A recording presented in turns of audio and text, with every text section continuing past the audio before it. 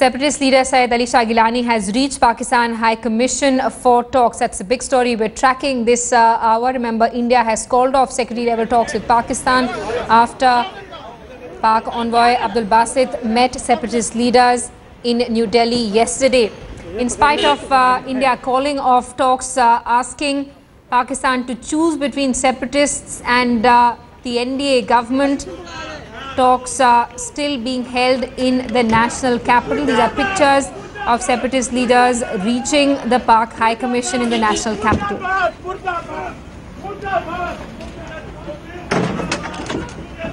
In fact, sources in the government telling us that the Foreign Secretary had made it clear to the top brass in Pakistan that if meetings are held with separatist leaders, then secretary-level talks will be cancelled, which is exactly what has happened. The Modi government has cancelled secretary-level talks that were scheduled for later this month. But Pakistan refusing to back down after meeting separatist leaders yesterday. Today again, it's meeting leaders like Yasin Malik and Syed Ali Shah Geelani in the national capital.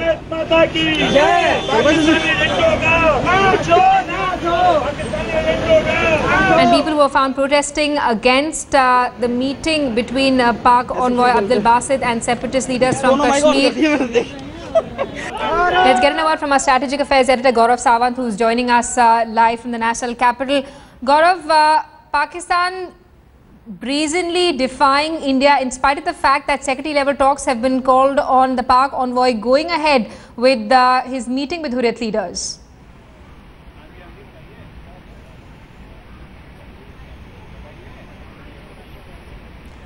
That's right, Simi. We spoke to our sources at the Pakistan High Commission, and they said once an invitation had been issued to Hurraiyat leaders, they will go ahead with these talks. From their side, they're trying to keep it as low-key as possible. Now, sources in the Pak High Commission have told Headlines today that they were caught completely by surprise. They did not expect India to call off talks because they met the Hurraiyat, because Pakistan High Commission continues to insist that this is a regular practice as far as Pakistan is concerned. Before any Indo-Pak dialogue, as far as the Pakistanis are concerned, they insist that they do talk to stakeholders, and according to them, the Hurraiyat are stakeholders. Now, when we ask them the question that when did Hurraiyat last fight elections and why is it that they speak only to Hurraiyat and not to others, there isn't a response that's very forthcoming on that aspect. But as far as India is concerned, there is unprecedented security at the Pak High Commission today. Quite unlike yesterday.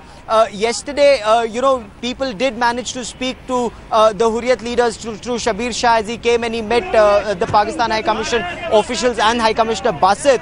But today there's unprecedented security, and some of these activists who came in, they've been detained by the Delhi police, Simi.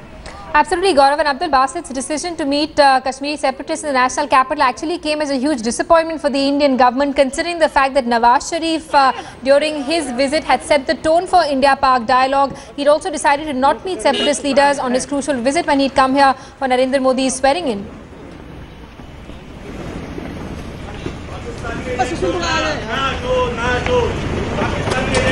That is where perhaps Pakistan did not realize that the rules of the game had changed with the change of government in Delhi.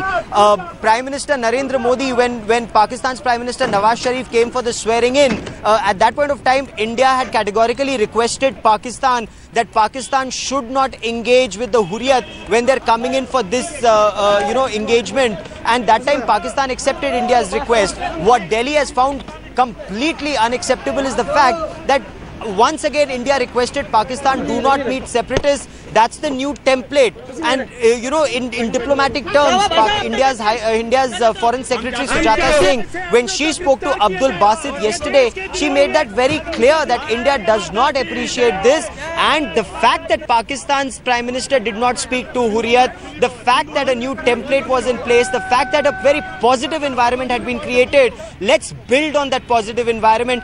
India found it extremely disappointing that Pakistan went ahead and interacted with the Hurraiyat despite India saying it's not acceptable. And that just indicated when India said you choose either us or Hurraiyat, Pakistan chose Hurraiyat.